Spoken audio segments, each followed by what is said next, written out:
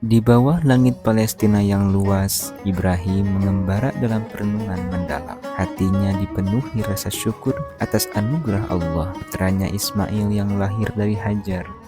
Namun, kebahagiaan itu tidak bertahan lama ketika kecemburuan merasuk dalam hati Sarah. Ia meminta Ibrahim menjauhkan Hajar dan Ismail dari kehidupannya. Dengan berat hati, Ibrahim memenuhi permintaan tersebut, menyerahkan segalanya kepada kehendak Allah Subhanahu wa Ta'ala. Perjalanan mereka menuju Hijaz sangatlah sunyi. Tanah yang tandus dan gersang menyambut kedatangan mereka. Ibrahim menempatkan Hajar dan Ismail di suatu lembah yang tak ditumbuhi tanaman, di dekat Baitul Haram yang saat itu hanya berupa gundukan tanah. Dengan penuh kasih sayang, ia menyiapkan sebuah tenda dan meletakkan kantong berisi kurma serta geriba air di samping mereka. Namun, saatnya telah tiba bagi Ibrahim untuk kembali ke Palestina. Dengan hati yang berat, ia melangkah pergi, meninggalkan istri dan putranya di tempat yang begitu sunyi dan tanpa kehidupan. Hari demi hari berlalu, dan persediaan makanan pun habis. Hajar mulai merasa cemas, terlebih ketika Ismail yang masih kecil menangis kehausan.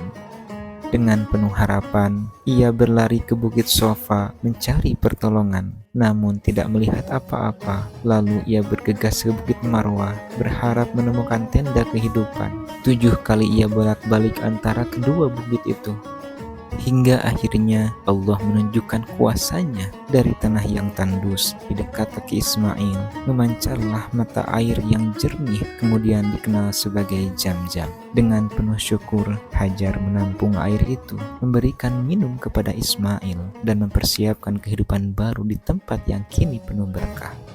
Tak lama setelah itu, kabilah dari Yaman, yaitu Bani Jurhum, datang melewati lembah tersebut. Mereka heran melihat adanya sumber air di tengah padang tandus. Dengan izin Hajar, mereka pun menetap di sekitar mata air Zam-Zam, menjadikan tempat itu semakin hidup. Keberadaan mereka membawa perubahan besar bagi Hajar dan Ismail, yang kini tidak lagi sendiri dalam menghadapi kerasnya gurun pasir.